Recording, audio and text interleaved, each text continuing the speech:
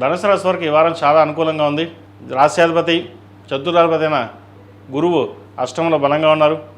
భాగ్యాధిపతి అయిన రవి కూడా అష్టమంలో ఉన్నారు. సప్తమంలో బుధుడు ఉన్నారు. అదేవిధంగా షష్టమాధిపతి లాభాధిపతి అయిన శుక్రుడు దశమ స్థానంలో ఉన్నారు. వృత్తిలో కొన్ని అనాలోచిత నిర్ణయాలు తీసుకోకుండా ఉండడం చెప్పదగినది. ఈ వారం మంచి అవకాశాలు కలిసి వస్తాయి. అయితే అవకాశాలని జాగ్రత్తగా ఆలోచించి సద్వినియోగం చేసుకోవాలి. మంచి అవకాశాలు వచ్చాయి కదా, ఎలాగైనా వెళ్ళిపోదాం అని కాకుండా నలుగురితో చర్చించడం లేదా పై అధికారులతో చర్చించి ముందుకు వెళ్ళాలి. పై అధికారుల అండదండలు మీకు చక్కగా లభిస్తుంది. శత్రువులు కూడా మిత్రులుగా మారే అవకాశం గోచరిస్తోంది. సంతాన విద్యా విషయాలు, వివాహ సంబంధించిన వ్యవహారాలు సానుకూలపడుతుంది. నూతన అవకాశాలు కలిసి వస్తుంది. సోదరులతోటి చిన్నపాటి విభేదాలు రాకుండా చూసుకోవాలి. ముఖ్యంగా ఫైనాన్స్ సంబంధించిన వ్యవహారాలు ఇబ్బందికరంగా ఉండే అవకాశం గోచరిస్తోంది.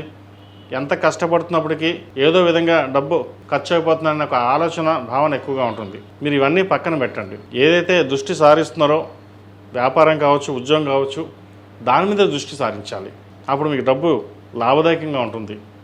అంతే తప్ప చిన్న చిన్న విషయాలకి ఎక్కువగా స్ట్రెస్ తీసుకోవడం, అదేవిధంగా అనాలోచిత నిర్ణయాలు, కొంతమంది స్నేహితులు మీకు ఆప్తులుగా ఉన్నవారు కూడా దూరం చేసుకోవడం కూడా జరుగుతుంది. కాబట్టి ఇటువంటి వ్యవహారాల్లో ఆచితూచి వ్యవహరించాలి. మనకి మంచి చేసేవాళ్ళు ఎవరు, చెడు చేసేవారు ఎవరో అది ప్రతి ఒక్కటి మీకు మీరుగానే గ్రహించాలి. అలా గ్రహించినట్లయితేనే మీకు లాభదాయకంగా ఉంటుంది. అదేవిధంగా ఒక నూతన పదవి కానీ, నూతన ఉద్యోగ ప్రయత్నాలు కానీ ఏదైతే చేస్తున్నారో ఇది వారాంతంలో సఫలీకృతం అవుతుంది. చిన్న చిన్న సమస్యలు కూడా అవి పెద్దగా ఆలోచించి చూడడం కూడా పక్కన పెట్టేయాలి.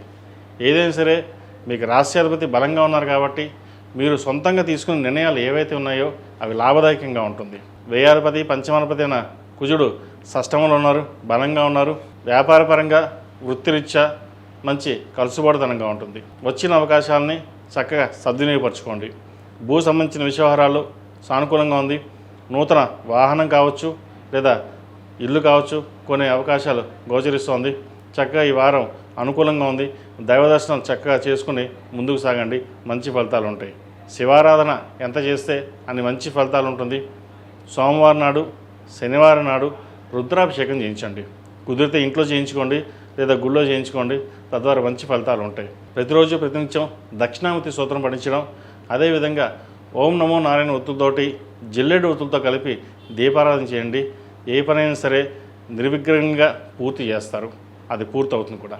ఈ రాశి జన్మించిన వారికి కలిసి వచ్చే సంఖ్య 5, కలిసి వచ్చే రంగు మెరూన్. ఏదైనా పని మీద బయటకు వెళ్ళేటప్పుడు సోమవారం కానీ గురువారం అడిగిన వెళ్ళండి.